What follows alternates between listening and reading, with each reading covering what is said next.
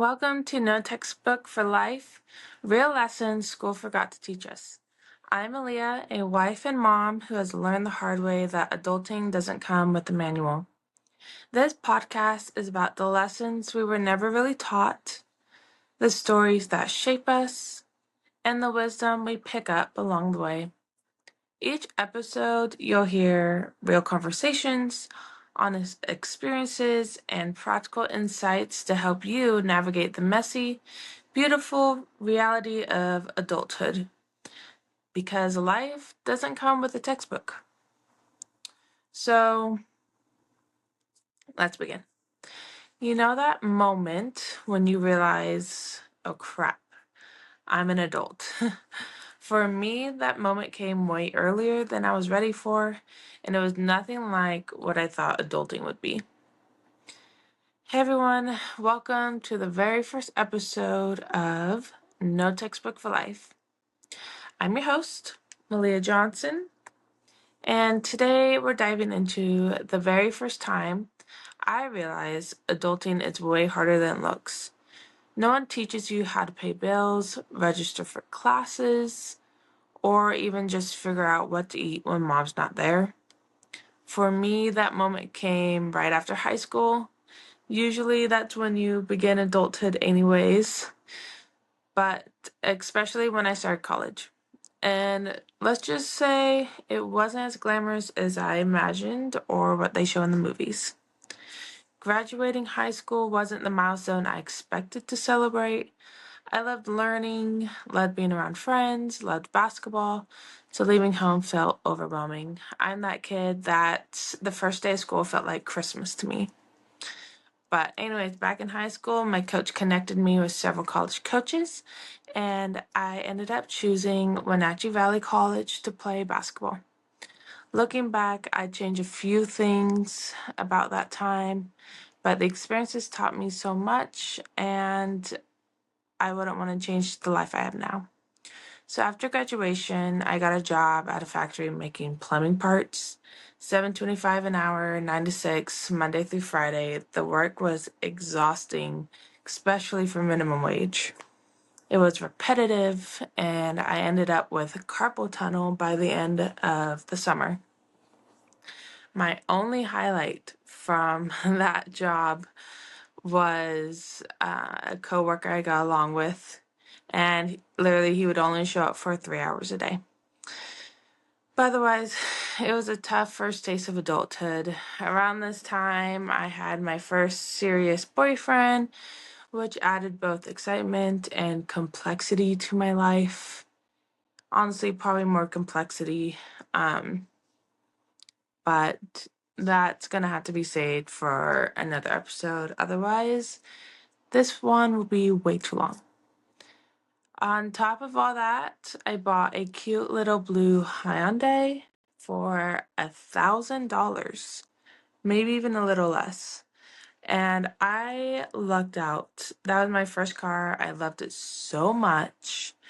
And I could not believe that I lucked out on a car for only $1,000. And that was literally all the money that I had. So, God must have been looking out for me because that car barely had any issues. And it drove a lot. It also got pretty good gas mileage, so happy about that. Okay, back to it. Right, first job, whatever. Money was still pretty tight. Most of my paycheck went to basic survival, gas, food, and sometimes small surprises for my family. I love to show up to my brother's schools, elementary and middle school, pick them up and take them out for lunch. And I didn't do that often, but that's where some of that money had gone. I also had a side gig at fairs doing bubble ball events. I feel like I had some of the most random jobs ever because, my real official first-ish job, I was 12 years old and cleaning a office for like marine scientists. Um, and then my second officialist job was working out of a snow shack, the Hawaiian shaved ice. So, yeah. And then now I'm putting together plumbing parts and working a side gig of putting people into giant inflatable balls. So, yeah. You literally go put like a giant inflatable ball on your body, put your arms through, and then you run around, roll around, hit people with it. So if you are looking for a great way to get whiplash, that's it. And let me tell you, I always got whiplash when I did that. Anyways, off topic. But at a side gig fair in Ontario, Oregon, working those same bubble balls, I got attacked by what I felt like 1,000 mosquitoes. Okay, not really, probably like 2. But they're buzzing around, they get annoying. One of those mosquitoes must have been carrying an illness because I contracted West Nile, and that was around the end of July. So I just graduated in May. End of July, I had just been basically working my life away and spending all my free time with this boyfriend. And now I have West Nile, but it takes a little bit to show symptoms, I noticed. First, it started with like a full body rash, and I could not figure out what was going on. I just remember being at work absolutely miserable and not knowing why my whole body felt like sandpaper. And then, I'm pretty sure it took like 3 weeks from contracting West Nile until I ended up being hospitalized.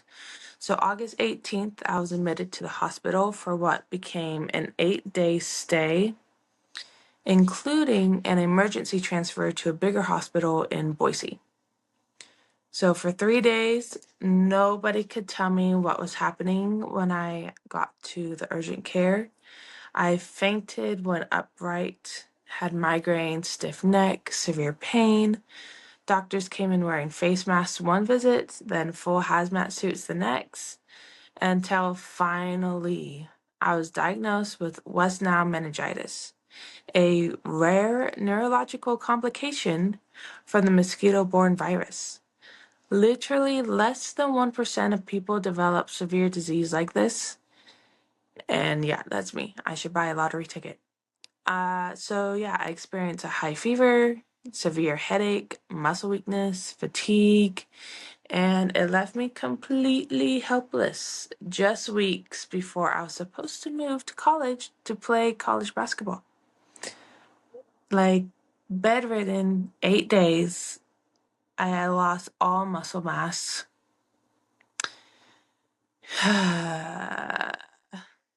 I just remember laying in that hospital bed thinking, how am I supposed to be, moving 2 states away in 3 weeks with, to go play a college sport?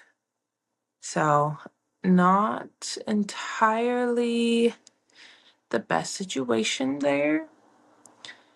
But like I said, despite everything, I had to pack up 18 years of my life and drive 8 hours to my new school, which Wenatchee is kind of in a bowl and it makes you feel a little claustrophobic. So not my favorite. On top of all that, I am the oldest child, and there is a thing to say about birth order and kind of like the stereotypes that go along with it. I'm also the oldest grandchild, so I didn't really have anyone to help me prepare for college. I mean, a few of my family members went to college, but I am one of the first ones to have my bachelor's degree. So I don't know if that kind of tells you something. Um, so because of that, I felt like the guinea pig. It is all on me to figure this out on my own. But I mean, I had help, basically help packing, and that was kind of it. So my mom and I, we packed my little blue sedan, and I mean, it was a compact sedan. Packed it as full as it can go. It looked like a lowrider by the end. And my mom packed up her old beaten up Jeep that I honestly am shocked that it drove 8 hours one way and 8 hours back. But we made it on prayers to Wenatchee, unloaded my stuff at the apartment. My basketball coach helped me set up an apartment for me and my two roommates. $400 a month. And I was straight broke. Once I got West now and was in the hospital, I quit my job.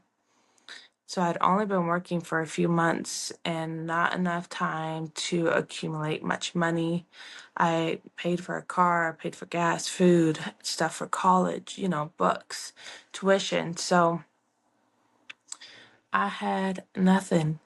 And the campus is so small. Like it was it's a small little JUCO. And the housing on campus did exist, but I want to say there was about 70 rooms available and almost impossible to get one. So this was the best they could do, was a apartment, and it was $400 each. So it was a pretty spendy apartment for a 2 bedroom. It was 2 bedroom, 2 bath. So it was okay, but I mean, it was rough. I had a mattress on the floor, but um only because someone from church provided it for me and my roommate, which was super nice of them. I had no extra help from home in terms of finances, and I was 8 hours away. And there were a lot of things I had to figure out at once. Bills, groceries, school supplies, laundry, and first heartbreak in college, of course. Um, let's set up the timeline. So, middle of August, I was hospitalized for 8 days. 3 weeks later, is September 13th, I moved out to Washington.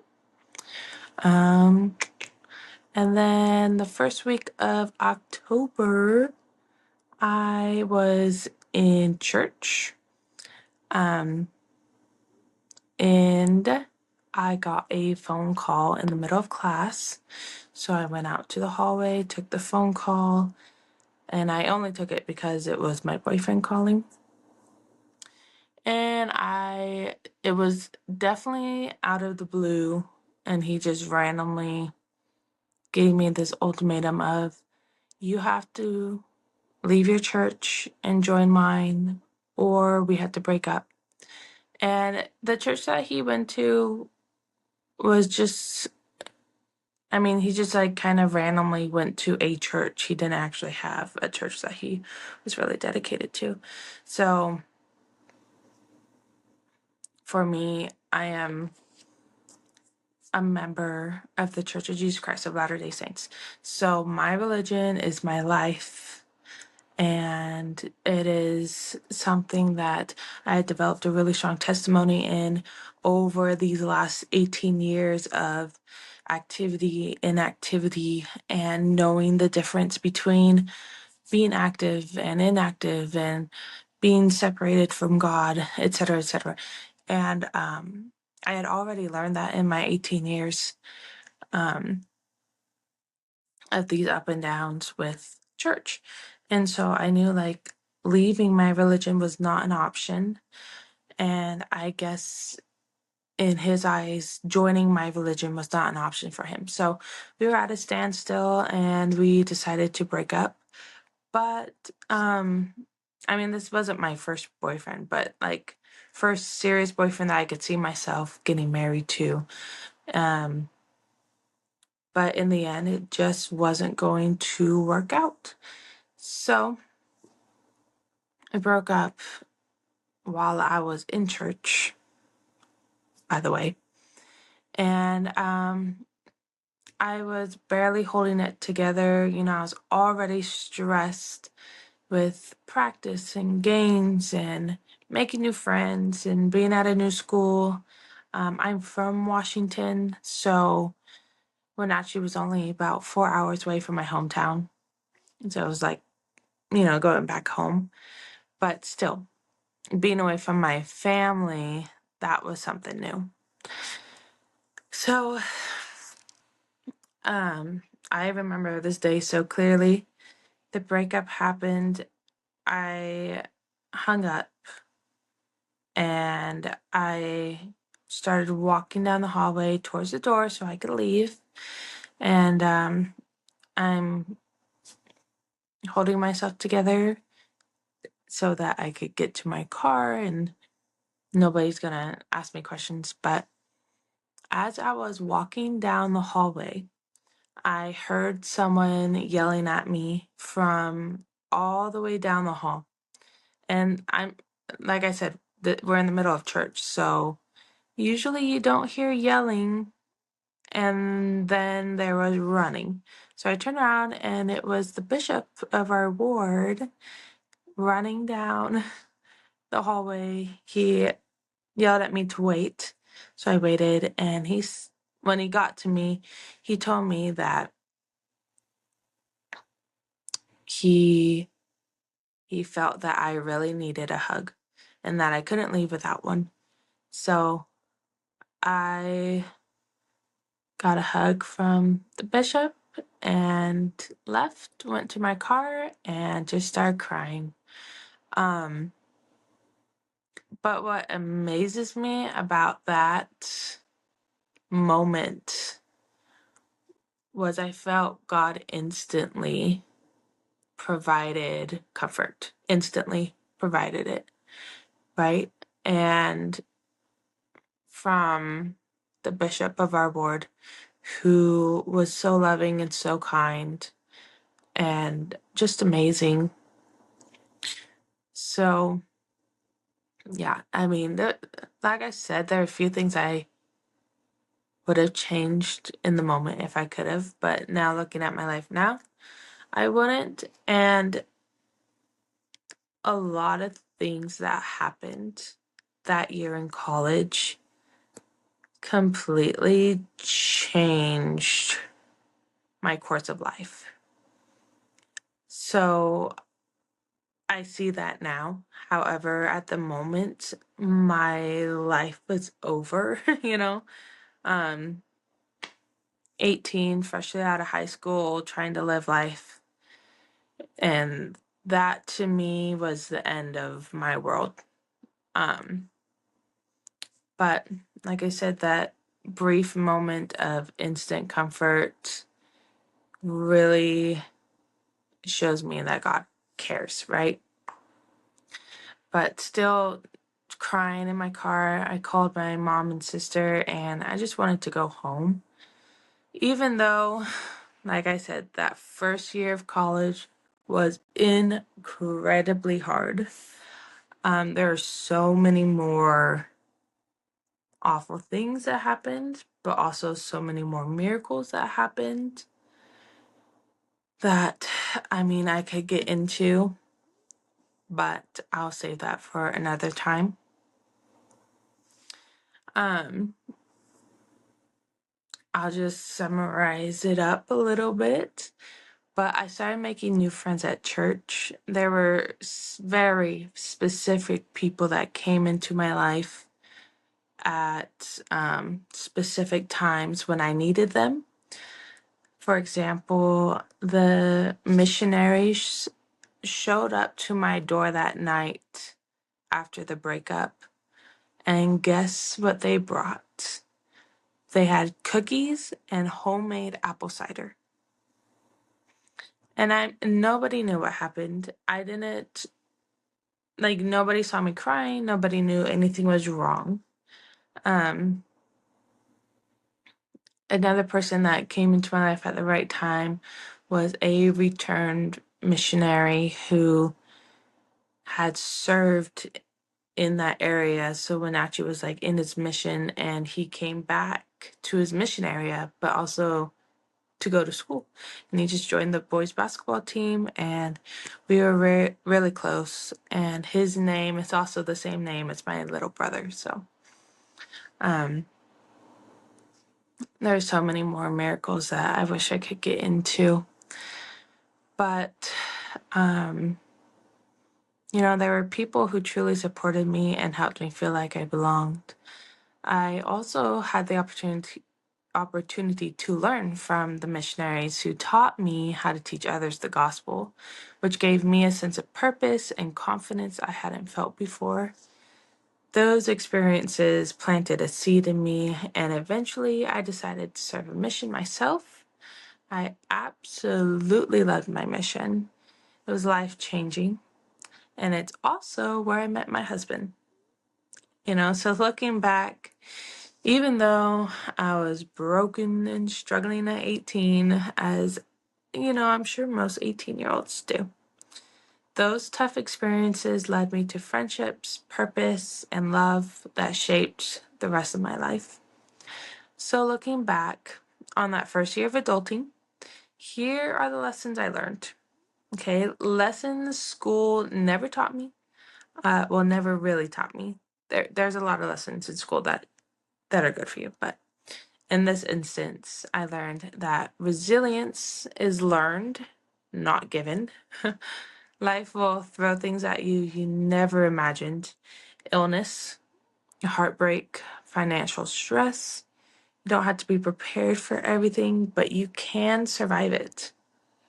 Surviving West Nile and moving across 2 states broke me down physically and emotionally, but also taught me that I'm capable of more than I thought. Your support system matters. Whether it was my bishop running to give me a hug, or the missionaries at church teaching me how to serve and lead, the people around you make a difference. Ask for help, accept it when offered, and surround yourself with people who lift you up. This lesson, I think, is one of the most important things that I have learned, and I have used it many, many times in my life to help bless me and my family.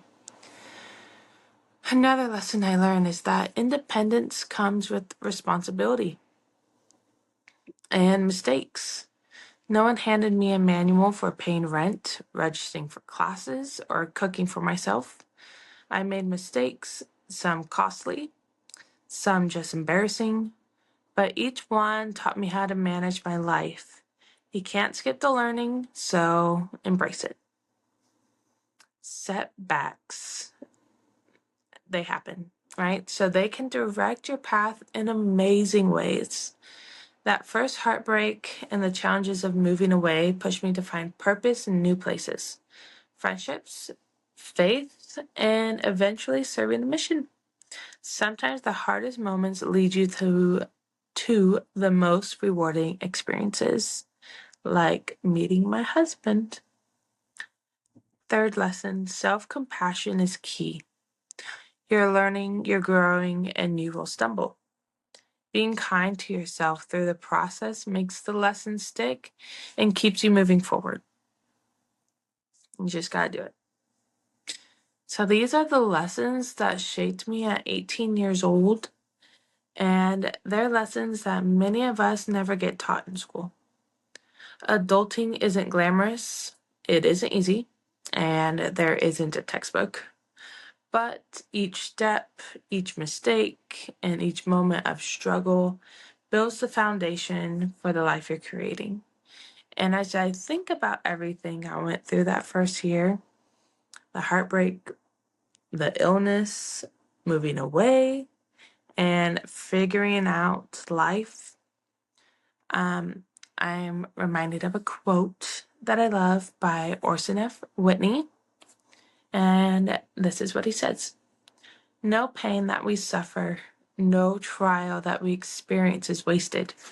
It ministers to our education, to the development of such qualities as patience, faith, fortitude, and humility.